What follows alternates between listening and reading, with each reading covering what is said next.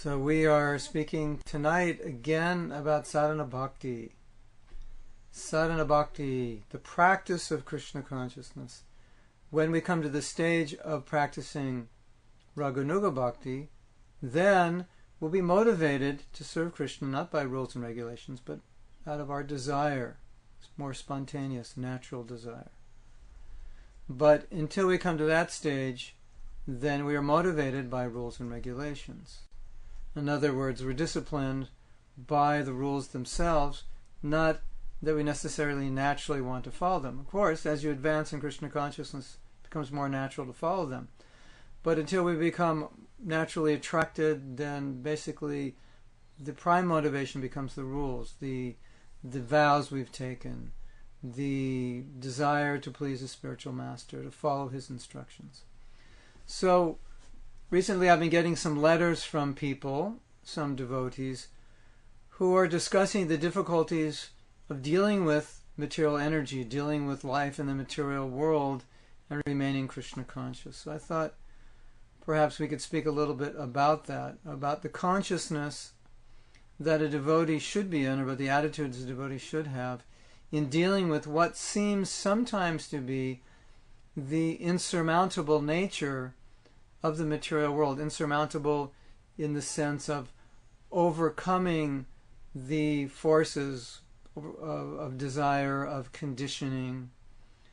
Even though we try, so many times we may fail, or so many times we may think, well, I've overcome the modes of nature, and then a few months later we fall back into it. So how do we deal with that? Well, I wanted to base this discussion on a verse from the Bhagavatam, which is also found in the Chaitanya Charitamrita. And it's from a Brahmin. He's a Brahmin from Avanti. And this Brahmin from Avanti, when he came to the point of surrendering to Krishna, he realized that by surrender, by giving his life to Krishna, that he could conquer material nature. And so he chanted a song, or he chanted a verse, which goes, Aham tarishyami duranta tamo. Aham tarishyami, I will cross over duranta tamo, what seems to be the endless ocean of ignorance, where you can't even see the end. And that's a description of the material world. It's like endless ignorance, or endless repetition of birth and death, or endless entanglement of material desire, of trying to satisfy yourself, and endlessly, repeatedly trying to satisfy yourself. There's no end. It's just material existence is always pulling us into another body, again struggling to be happy, again we become attached to the body, to the world, again take another body. So he says, Aham turisyami, I will cross over duranta, this great ocean of darkness which appears to have no end. So why is he saying he will cross over so confidently? Because you may think, well, a devotee is not proud, so why would a devotee toot his horn and say, yes, I'm going to cross over material energy. That's what I'm going to do. I'm think, well, that devotee's proud. What's he talking about? Shouldn't we be humble? Shouldn't we feel feeble? Shouldn't we feel helpless? Shouldn't we feel that we have no power to cross over material energy? Well, the devotee is feeling that way. So his confidence is not based on his own strength.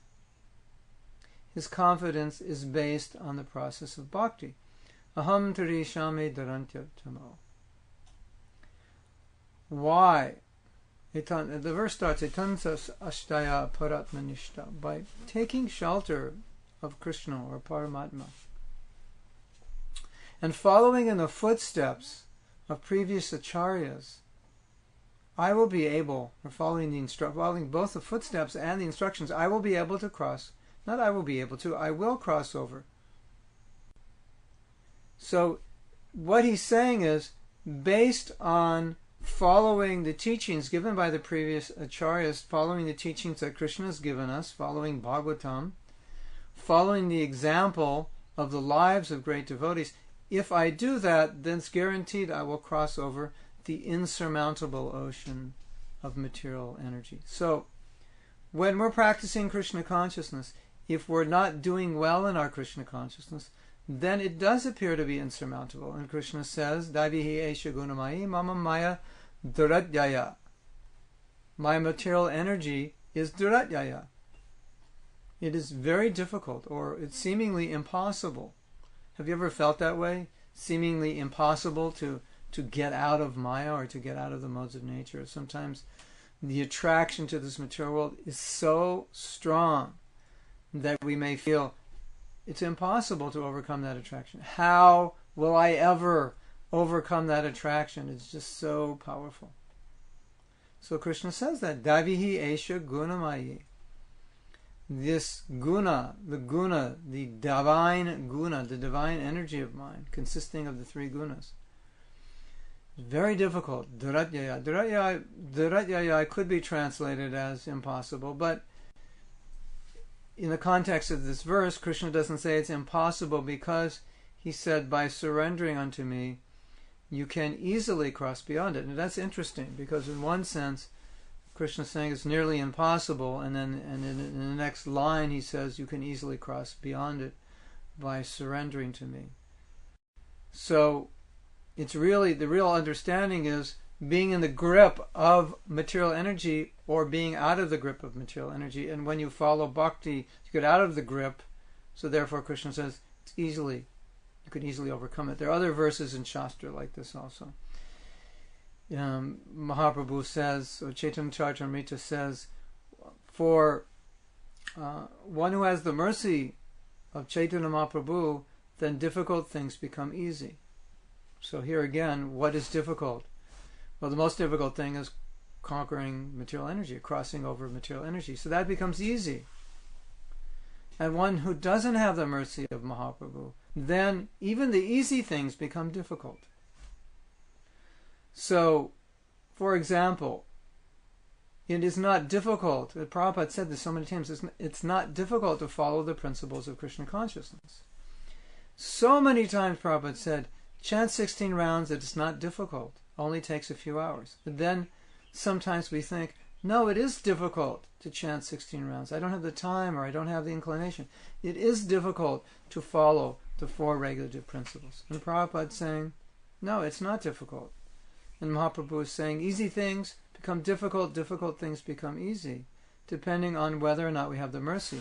So how do you get the mercy? How do we get the mercy? Well, it goes back again to following the practices. If I follow the practices, I transcend the modes of nature. That's what's happening.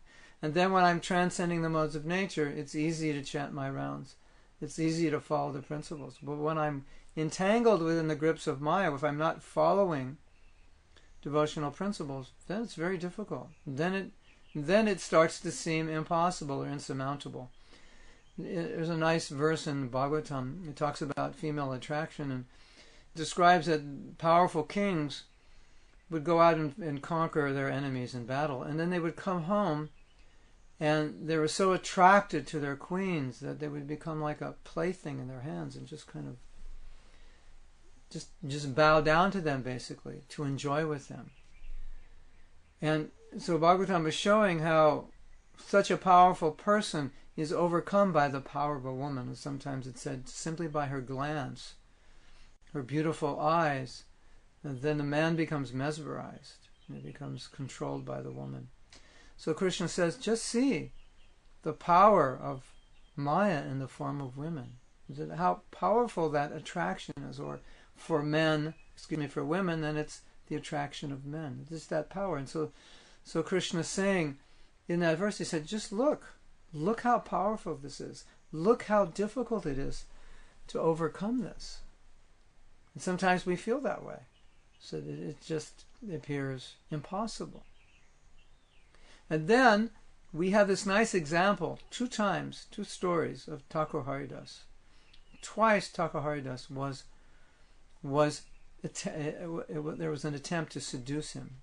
Haridas Thakur lived alone.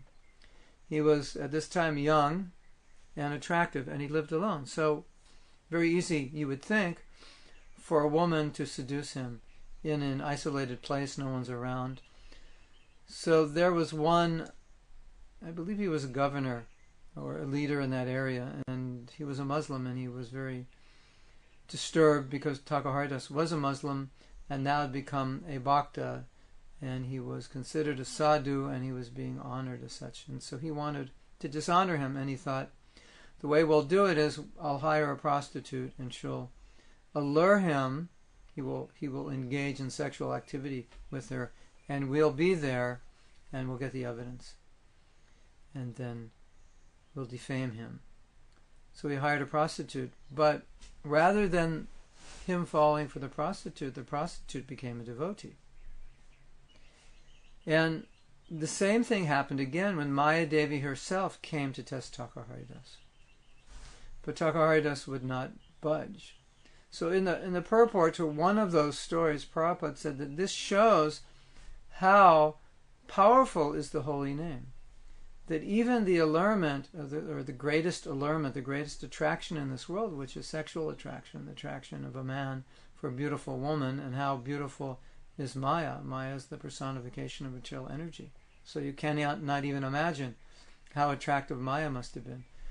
But Prabhupada said, one who takes shelter of the holy name, he can conquer even sexual attraction. And it's interesting when you think about this, that Prabhupada came and his main audience were young people.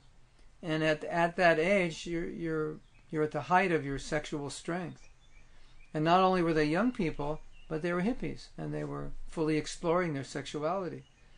So in one sense, you would think that's an impossible task, to get these people to be self-controlled. What to speak of practicing celibacy, getting men to become brahmachari and practice celibacy.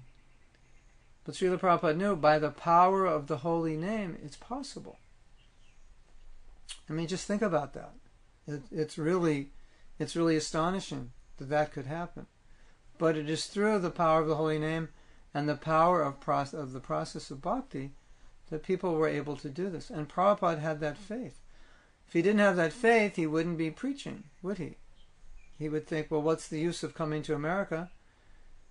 These people are not ready, they're not able to follow Krishna consciousness. And then he might think, well, why should we preach to young people? Because that's the most difficult time to control one's sexual desire. Well, I should just preach to older people, 60, 70. They could practice celibacy. But he wasn't thinking that way. So that story of Thakur-Haridas demonstrates the power of the holy name in enabling a devotee to conquer material nature, to conquer over the attraction. So, how do we understand, how do we put all this in perspective in our own life? Number one, we understand that it is not by our own power that we will conquer material nature. We can't conquer material nature. We can't fight Maya. But it is by transcending the effects through the process of Krishna consciousness, by transcending the modes of nature, that not that we'll defeat Maya per se, but we'll transcend Maya. We'll overcome Maya's attractions. We'll not be influenced by the modes of nature. So the faith of a devotee is that if I practice Krishna consciousness, if I follow the principles, not by my own strength, but by the power of bhakti, I'll be able to transcend. Mam cha yobi abhicharena bhakti yogena sevate sagunan samatidaitan. I'll be able to transcend. Sagunan samatidaitan means transcending the modes of nature. Brahma bhuyaya kalpate. I'll come to the spiritual platform. That's the understanding. So in the initial verse we were discussing, aham tarishami duranta tamo. I will cross over the ocean of material nature, or the ocean of material existence. This is an example for us that we should have similar faith, that we should think, yes, I will conquer Maya by following the practices of bhakti. Of course, we could also think that I won't conquer material nature, I won't transcend the modes of nature if I don't properly practice bhakti. So that's the point. That both things are there simultaneously. So there's confidence, yes, I will transcend, but there's an awareness that I won't transcend if I don't follow. So it's very clear in when you understand these verses that if you don't follow the practice of bhakti, then how is it, where's the strength, how is it that we are going to have the ability to deal with the influence of material nature? We won't. It will simply be acting upon our condition, our former conditioning within the modes of nature, whatever that may be. and then the things which we're naturally attracted to will allure us according to the modes we're in. That's the way Maya works. I mean, you might be more sattvic, so maybe more sattvic things attract you. But even in the mode of goodness, that's not the ultimate goal, is to remain in goodness. We want to transcend. So, understanding this, now we go back to some of the things we had been speaking about previously. If we understand this, then we can understand why Prabhupada was so strict about following the 4 regulative principles and chanting 16 rounds. Very, very strict about that. Always, always emphasizing that as a bottom line. Now we may think, well, that's a very elevated level. 4 regulative principles, 16 rounds. Prabhupada always took that as the bottom line. You must do that. That's the foundation. That's the basis from which you build your Krishna consciousness. And that is a necessary foundation. If we don't have that foundation, then what's going to happen? Well, naturally, what happens is we become attracted to things within this world. The more we're attracted to things in this world, the more it diverts us from Krishna consciousness, the more energy goes there, the more time goes there, the more our consciousness goes there. So then things of this world become more interesting. So we spend more time with them. More time hearing about what's going on in this world, more time reading about it, more time thinking about it, more time learning about what's in this world, what's going on in this world, what are the latest creations of this world, what can I get to make myself more comfortable, better off. That's natural. That's what's going on everywhere. So that's what happens when we're not following some kind of system of bhakti. Those things become attractive because they're attractive to our conditioned nature. Now, bhakti is working against that conditioned nature. So when you're following Krishna consciousness steadily on a regular basis, things within Krishna consciousness become more attractive than things outside of Krishna consciousness. Then we're in a safe position. Everything's okay. Now, we like it. We'd rather hear about Krishna than hear about something else. We'd rather think about Krishna than think about other things. So I'm sure all of you out there have experienced both sides. And when you're experiencing the downside, you can probably trace it back to some kind of slack in your practices of bhakti, some kind of slacking off in your chanting, or it may be not even so much slacking off, but perhaps maybe being overworked or overabsorbed in other things due to necessities, where you haven't had time to practice your sadhana well, or your mind is so absorbed in other things that when you're chanting, you're not really hearing your rounds. And then you'll notice the effect. Because if we're not executing our devotional service well, then we tend to remain influenced by the modes of nature. And so that's just a reality. So the idea of this aham tarishami verse, that I will cross over this ocean of material nature, it's to give us both inspiration and also faith. That yes, I can do this. It's not dependent on how great a devotee I am. It's dependent on my willingness, my determination to follow the practices of bhakti. And then if I follow them, the practices themselves will have the effect. So therefore I can say, I will cross over material nature. And then we can add to that, if I follow the practices of Krishna consciousness. We can have that faith. It's like Prabhupada gives the example that sometimes he would walk with his father and he would hold his father's hand. And then when he was holding his father's hand, he'd feel very brave. Like he could do anything because he had the power of his father there, that nobody could bother him. Aham tarishami, I will cross over material nature. I'm holding on to Guru's feet. I'm holding on to Krishna's lotus feet, Mahaprabhu's lotus feet. Then I can do it. But if I'm not holding on to it, how will I do it? Now, key ingredient here, and it's kind of sometimes it can be a little bit of a paradox, as I was saying before. Well, if we're determined to follow the practices, then we could say, aham tarishami, I will cross over material nature. We can say that if we're determined. So that naturally some of you out there are thinking, but how do I get the determination? What if I'm not determined? That I'm in trouble, because then the modes of nature are going to interact with me, and then I'll be pulled by them. I'll be pulled down by them, and then I won't feel this confidence that I can cross over material nature. I won't even feel I can do it because I'm not strictly following Krishna consciousness. So determination, where does it come? Well, something interesting for us to contemplate here is that a lot of times we tell ourselves we should do something. Have you ever told yourself, I should do this? I should chant better rounds, or I should chant more rounds. Or maybe you told yourself, I should get up earlier. I'm sure a lot of you out there, this is common, have said, I should get up earlier. Have you ever said that to yourself, Uddhava? Uddhava says yes. I should get up earlier. Or I should get up early. Or I should, if I'm not chanting 16 rounds and I really want to, then I tell myself I should really be chanting.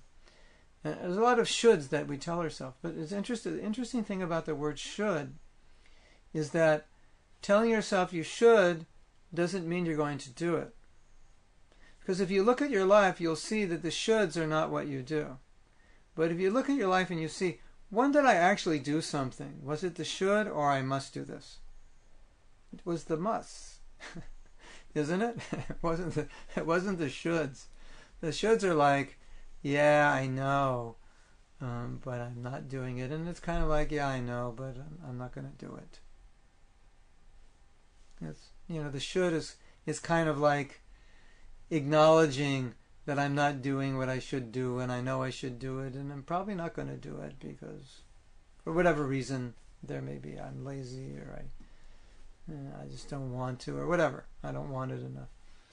If you notice in your life, when you do something that you haven't been doing, particularly if you haven't been doing, when you do something and you tell yourself, I must do this, and there's be some history behind that, why you must do it, whatever it may be, whatever the must that you may do, maybe, whatever it could be. There's so many musts. But you'll notice in your life, when you come to a point you say, I must do this, that's when you do it. And so we want to get ourselves to that point of saying, I must do this. Because that's when we're going to do it. And so then natural question is, well, how do I get to the must platform? What creates the must? Well, that's the big question. So first we understand, if it's I'd like to do this, I should do this, I'm thinking about doing this, maybe next week I'll do it. You know where that takes you, right? Because today you may not be doing something that you told yourself last week you should be doing. So today is always the day that you should be doing whatever it is you should be doing that you told yourself you should be doing, right? But we say, okay, I'll do it tomorrow. I'll start tomorrow. Yeah. Today it's not going to work out, but tomorrow will be today. When we're in tomorrow, then it's today, and then we'll think, it didn't work out. I'll do it tomorrow. So that's it's just the way things go. Now, I think the real thing is, there's a couple of things. There's a couple of ways of looking at this, and we can say that all of them individually can inspire us, or we could say that together, all of them together is what really would inspire us for sure. But we can look at different things. And one of the ways you get to a must is how do you get to a must? Why would you ever say I must do this? Just because there's some reason, there's something you figured out that means a lot to you about doing it, that it's really important to you, and not doing it, you realize how it's adversely affecting you, and how it's disturbing you or making you unhappy or frustrating you or whatever it is by not doing whatever it is you would like to do. And then you realize how important it is for you to do what it is you telling yourself you should do, or you have been telling yourself you should do. And through your meditation and through your life experience, sometimes you come to a point and you just say, I must do this. And then what happens? Is all of a sudden you do it. I'm sure you've all experienced that. Some kind of change in your life just because you just say, I must do this. And just something happens. And when you do that, it's just all this energy goes into doing that. Or you make a decision, I'm going to do this. This is it. Like like they say, I'm sick and tired of being sick and tired. So, at a certain point, somebody changes. They hear a lecture, or they talk to a friend who went on a diet, is full of energy, exercising, and you're always feeling tired, and you're overweight, and you say, that's it. I'm going to do, it's no longer I should, it becomes a must, and then you do it. And that's where you get your energy. So that's one way. Bring it to a must, however you can, through understanding why it's important, through understanding how much you're losing out, or how much you're suffering by not doing it, or how miserable you feel by not doing it. Now, we hinted at one thing, which is you could hear from a friend. Now, here's another point which we've talked about, is association. That oftentimes in association of others, their desires by osmosis enter your heart. And so you want to do what they're doing, that you see what they're doing, it becomes attractive to you. It also works in a negative way, because if they're doing something bad, you may also want to do it. You go, hey, that looks like fun. Let's do that. So you want to get proper association, the right association. And by being around it, it can become a little, addicting, or contagious. That's the word. Not addicting, but addicting also could be contagious. So I see you doing something, and I see how it's affecting you in such a positive way. I want to do it also, because I see how much it's helping you. So yes, I see how you're advancing in Krishna consciousness because you do this one thing, and I want to do it also. Maybe you're learning verses, and I see you learning so many verses, and I think, oh yeah, I should do it. And I think, no, I'm going to do that. So that's the power of association. A lot of times what association will do is get us from the should platform to the I must platform. I must do this. Because you see the other devotee and you think, this devotee is progressing, and he's progressing steadily, and it seems like I've been staying down here and he's going up here. And you think, no more, I don't want to stay here. I have to go where he's going. So often good association becomes a must. And we want to seek good association. Oftentimes we want to seek peer association, because peers may sometimes may not be doing as well as we are, and that makes us feel good. Or maybe they're doing the same as we are, and that also makes us feel good, because we don't feel threatened that I have to do any better. So we feel kind of comfortable. They say, where ignorance is bliss, it's folly to be wise. So if you're around a lot of the same people who have your same standard, it feels comfortable because you're not challenged. But if you're around somebody who you would consider more or less an equal, but they're advancing more in Krishna consciousness, it challenges you. And that's good. So you don't want association just to pacify you, to make you feel that you're okay. But really, the best association is association which challenges you. I just heard the other day, he said, a real friend will hold you to higher standards, or will hold you to standards which they know you're capable of. They won't let you fall down. And if you associate with people who are more successful in anything, you will tend to be more successful because there's a higher standard there. So anything you want to get good at, associate with people who are better than you. It creates a standard for you to achieve. So same thing with Krishna consciousness. You associate with people who are doing better than you. And then you'll start to feel, I must do this also. This is what I must do. It's the whole point again is that must. That must is where things change. Now, what is another reason one might come to this platform of determination and say, I'm going to do this? Something that I haven't been doing, or something I was formerly doing, now I'm slacking off on, and I need to build up my practice again. Accountability. Accountability means there's another person in your life who you are accountable to, who you say, I'm going to do this. It could be guru, it could be Diksha Guru, could be Siksha Guru, could simply be a friend. It could even be a group of devotees. So you make a vow, you state, this week I am going to do this, to a group of friends. Or you could just call people on the phone and say, this week I'm going to do this. So now you've made a commitment to them, so there's accountability. Or if you have a coach, someone who's working with you one-on-one, and you make some plans to do certain things, and then you're going to have to call your coach the following week, and he's going to ask you, did you do it? So often you might not do it if the coach isn't there from your own willpower, but if the coach is there, and you know you're going to have to go in front of him and say whether or not you did it, often that's all you need, and you'll do it. Even very, very successful people have coaches.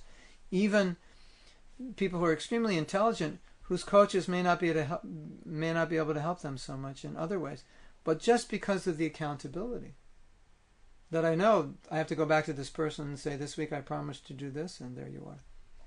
Now, in terms of guru, coach and friends as accountable people is a little different, because guru, there's a relationship there that's very deep. It can be Siksha Guru, it can be Diksha Guru. It's not that relationship with Siksha Guru cannot be as deep or even deeper than in one's relationship with Diksha Guru. The idea is that one is motivated, the must comes from the desire to please the Guru. Because the Guru has given an instruction, and therefore the devotee thinks, I must do this because my Guru has asked me. There's no other reason. I mean, there may be other reasons, but that in itself is powerful enough. That if my Guru wants me to do this, then even though I don't want to do it, I will do it.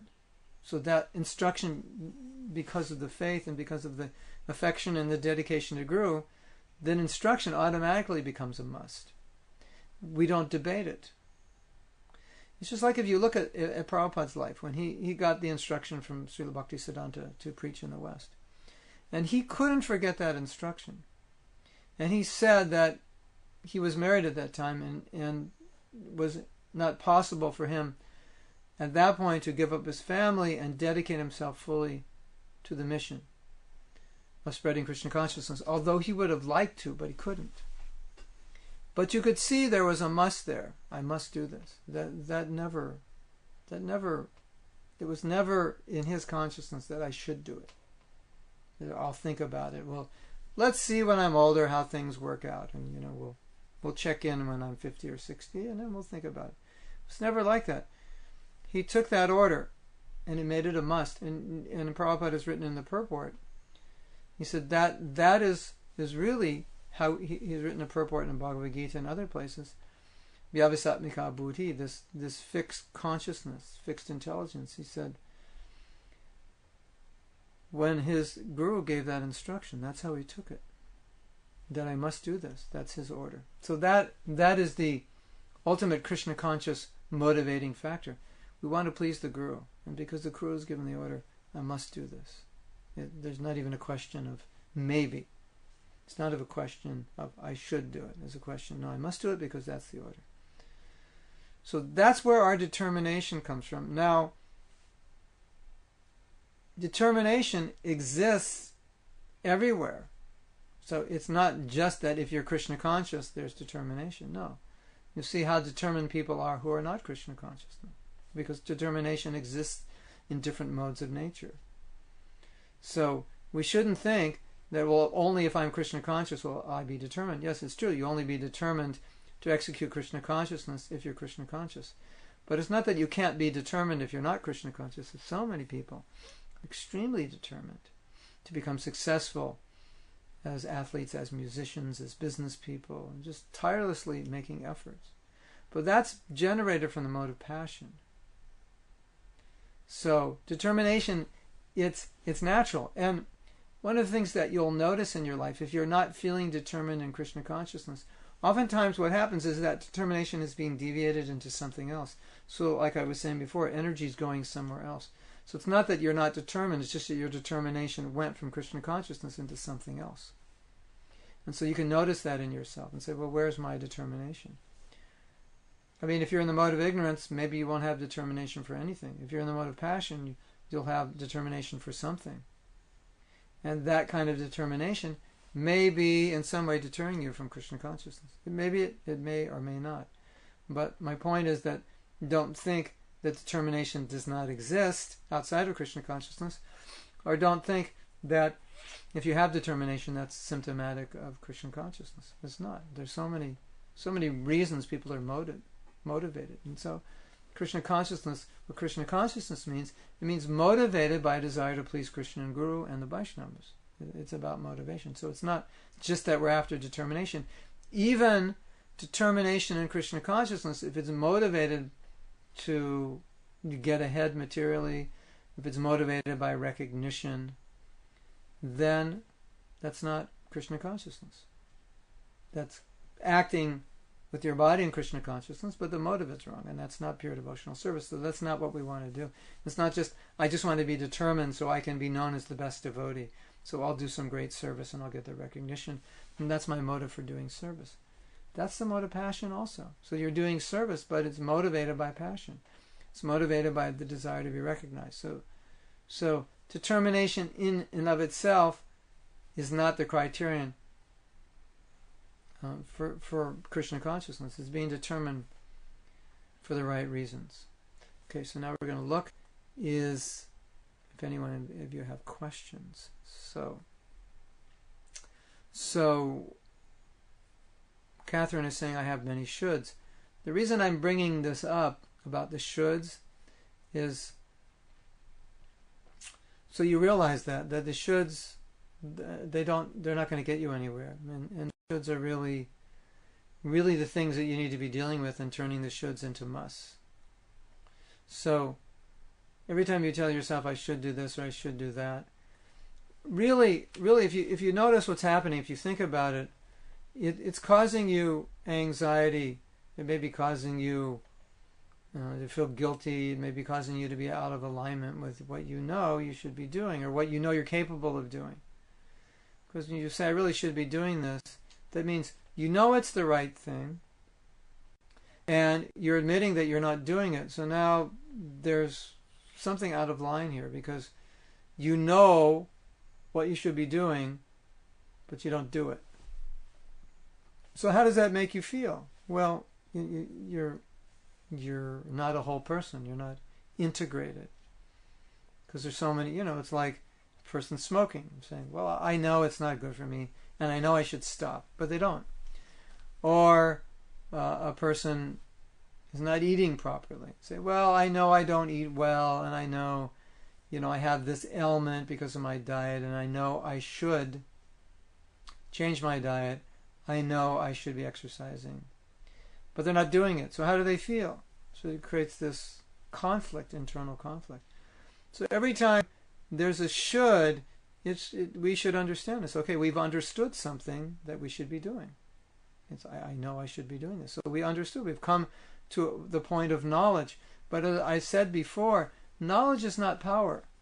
Because if you don't act on what you know, then the knowledge is all it is. It's like it's potential power because you know what you should do.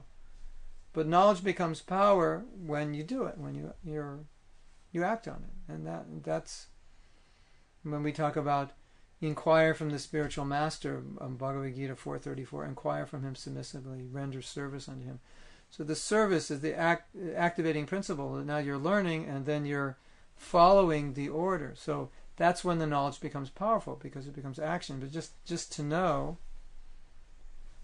it doesn't. If you don't do anything, then you're really not better off than someone who doesn't know. Potentially you're better off, but at that point you're not. So I should do this. I should do that. So that's the signal to us. Okay, we know we're on the mark now. We know what we should be doing, and then ignorance is bliss. So once you know what you should be doing, and now you're not doing it, so now there's no more bliss. Because if you didn't know you should be doing it, then it wouldn't bother you that you're not doing it. But now it's going to bother you. But it's good to be bothered because being bothered could motivate you, could bring it to a must. So anyway, it's recognition of the shoulds. When you see them, I should be doing this. The interesting thing about the shoulds that I've noticed is they don't go away until you actually do them. So, you're thinking, well, I really should be getting up earlier. Why are you thinking that? You were probably thinking that 6 months ago if you weren't getting up early then. True or true? And you're not going to stop thinking about it unless you go into ignorance is bliss mode. I'm just not going to think about it anymore. I can't do it. Why bother with it? But if you really want to be Krishna conscious, then you have to think about it. It's just, right? You're going to think about it. It's just the way it is, So it's not going to go away. The only way it goes away is by doing it. You can complain, and here's a problem, but it causes you anxiety. The problem causes you anxiety. But the relief is to do something about it. And as soon as you do something about it, that anxiety goes away, that I'm not doing what I know I should be doing. At least you're making the effort now. You might not succeed, but the anxiety goes away because now you're no longer saying, I know I should do this. Now you're saying, I'm doing what I know I should be doing. So, and if you don't do it, then, a year from now, you're going to say, I know I should be doing this. And so you're going to carry that anxiety for another year. So why carry the anxiety? Just, make the effort. You don't have to do it all in one day. Just start. It'll relieve a lot of anxiety. Just make the effort. I know I should be getting up earlier. So what are you going to do about it? Do something. Take the first step.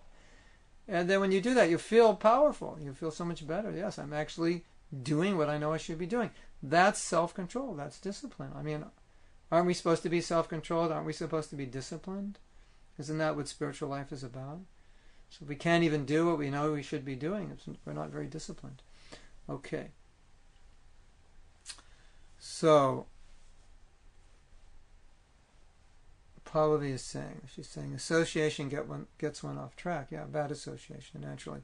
And this point about, if you didn't pick up on it, the point about sometimes we don't want to associate with people who are more advanced because it's going to make us feel bad that I'm not that advanced. I'd rather, maybe I could find people who are not as talented as I am, not as smart as I am, not as Krishna conscious as I am. Then I'll feel better. I'll feel, I'm doing pretty good compared to them. But that's not smart. That's not the way we make progress. Maybe I'm not wealthy, but I'll hang out with poor people, so I'll feel wealthy. No, just hang out with if you want to be wealthy, hang out with wealthy people, because you'll become motivated. Not that I'm saying that the goal of life is to be motivated to become wealthy, but the example is there. Or if you want to be motivated in anything, you be with people who are really motivated, are really good at what they do. Okay. Talking about feeling guilty. So then Pallavi is saying the insecurities in the present economic times also take a toll. How to not let that affect our bhakti, because one spends so much time worrying, juggling between decisions, what to do or how to do. Well, this is my own personal experience. It's not from any shastra, but two things that I see in terms of worrying about situations is I think one of the ways that reduces worry is just to make efforts to whatever it is you're worrying about, to resolve it, to make your best effort to do what you can to solve that problem, whatever it is. Because by making that effort, then it's likely to get better. And if it's not getting better, at least you've got momentum for solving the problem or improving the situation. And if one way didn't work, you can try another way. And so you're working on it. And so naturally, by working on it, you're probably going to eventually solve it. So, some people worry about their financial situation. But if you make an effort to improve your financial situation, you'll tend to worry less about it because you'll understand that you're on the right track to solving it. Whatever it is, going back to school, getting a better resume, taking extra training to get a better job, starting your own business, whatever it is, if you're making the effort or saving money or in any way trimming down your expenses. So you're making the effort, and so by making the effort to solve the problem, there's less worry about it. The other half of the equation is to understand what you can't control. You only can make an effort. You do your best, and then you realize there's certain things which are out of your control, and why worry about what's out of your control? They have done studies, and they say 80 to 90% of what people worry about is not going to go wrong, and they have little control. We have little control of many things that we worry about. So there has to be a certain degree of detachment in which we can just accept this is the way things are. This is the way this world is. It's an insecure place. And Srila Prabhupada has said that. It's not secure. And we have to accept that. And the more we accept that now, the easier it is to deal with insecurity if it does come. And not if it does, when it comes. It's the nature of this world. Things will change. People will leave their bodies. People will get sick. People who have money will go broke. People who are broke will gain money. Good, bad, good. That's just the nature of this world. So, unless there's some detachment and ability to accept things as they are beyond what we can control, we'll always be worried. We'll always be in anxiety. So, as I said, you do your best. Do your best and let Krishna do the rest. As Lakshmi Moni says. Do your best and let Krishna do the rest. That's all you can do. I find that a lot of times we worry about things because we're not making any effort to improve them. So, I'm worried, will I be Krishna conscious? Well, you don't have to worry whether you'll be Krishna conscious or not if you actually follow Krishna consciousness well. Then you won't be worried about that because you'll experience that you will be Krishna conscious. Oh, I'm worried about my health. Well, take care of your health.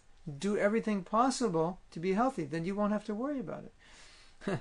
This one person was saying that worry is so bad for your health that some people get so into taking care of their health that they worry so much about it that they get sicker than if they just didn't even take care of their health.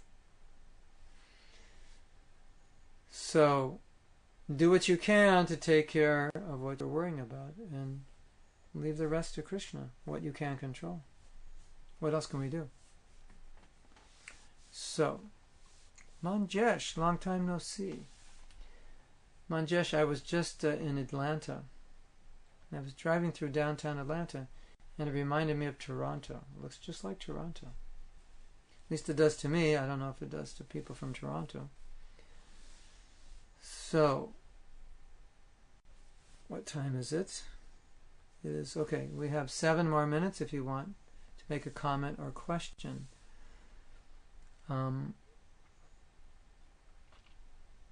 Yes. I think when we say I should do something or we should do something, I think we can take that as an inspiration, a gift from Krishna, that he's pointing us in a certain direction. And so, I should do this. We could say, thank you, Krishna, you're pointing me in the direction. Now let's take it upon ourselves to take that gift that Krishna's giving us. Some realization of what should be done, and then let's act on it. Let's do it. Let's take it as some guidance from Krishna. Of course, so many of the shoulds, they come right from Shastra, they come from our Guru. So it's not even an inspiration per se, it's just there it is. But sometimes it takes that instruction coming into our consciousness and becoming an I should instead of a we should, or in Krishna consciousness it should be done this way. No, it becomes an I should. So an I should means, okay, me, here, now. This is what I need to be doing. Now, it's interesting. Oftentimes what happens is when we're in the wrong consciousness, we tend to look at other people and think, well, what they should be doing. Oh, he should be doing this, she should be doing that. Have you ever thought like that? You see somebody not doing something well or not doing something at all, and you think, oh, he should be doing that. Why is he doing that? So we're very concerned about what other people should be doing. It's not a good platform. And why are we concerned about what other people should be doing? Because maybe we're afraid to be concerned about what we should be doing. So we're so concerned about what other people should be doing. Does that make sense? Yeah, think about it. I mean, really, why would you be that concerned about what other people should be doing? Shouldn't you be more concerned about what you should be doing? I think so. Or what I should be doing. Well, shouldn't we be concerned about what we should be doing? Yeah.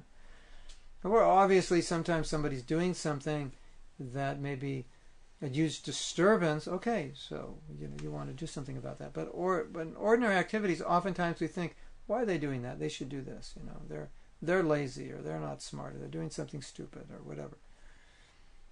But we're really just avoiding what we should be doing when we're thinking that way. That's the point. That's the idea. Of course, it's easy to judge another person for two reasons. Because if you judge them, you don't have to do anything. You don't have to change. And secondly, it's easier to see what's wrong with another person than it is to see what's wrong with ourselves. So it's double easy, isn't it? It's easy for me to see what's wrong with everybody in the world but myself. And it's easy for me to tell somebody you should change because I don't have to do anything. All I have to say is you should change. Extremely difficult to change ourselves. And it's extremely difficult to overlook another person's fault and to view our own fault. We've talked about this at length. But I'm just making the point of why we do it. Because it's easy. I heard something, and I'm going to end this class with that, I really like. And the saying goes this way. If something is easy to do, it's easy not to do. So now we've been talking about, I should do this, I should do that, right? I should get up early. I should chant better rounds. I should read the Srimad Bhagavatam every day. I should associate with more advanced devotees. I should. It's easy not to do those things. It's easy to do them, but it's easy not to do them.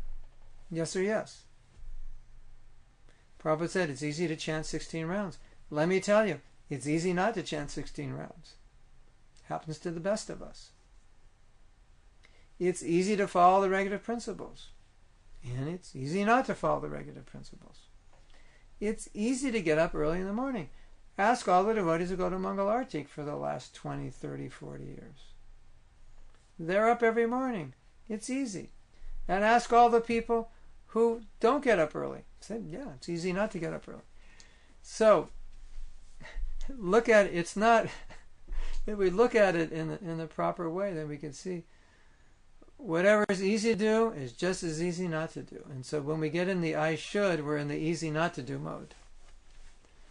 So it's not that much harder to do it than not do it. So look at it that way. Not that much harder not to do it. It's not that much harder to do it than it is not to do it. And so that's the position we're in, okay? So I think we'll end here unless someone has a question or a comment. I'll give you a little time to think if there's anything else.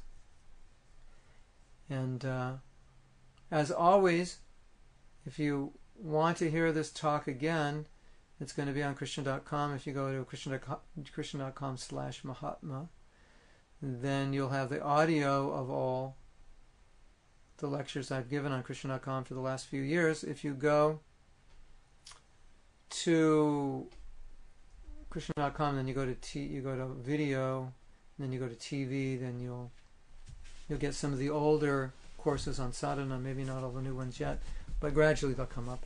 So thank you, Catherine, for coming and listening. And once you come every Tuesday night, we're going to talk more. And yes, and if you have any questions, then you can contact me. And I don't know if I told you, but I've been working on a website. It's called mahatmadas.com. So why don't you go on that website and check it out. You can also link to the audio and video from that website. And all my newsletters are on that website. And there's so many things on that website. We're actually building a new site called mahatmadas.org. It's going to be even bigger and better.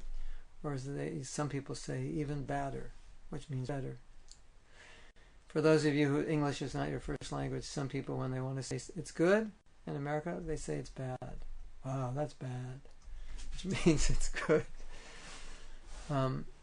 Anyway, you go to mahatmadas.com. You can also reach me there. But my email address, easiest email address is mahat, M-A-H-A-T, @AOL.com. You can do that. If you go to mahatmadas.com, you can get me there, or mahat@AOL.com, and then you can,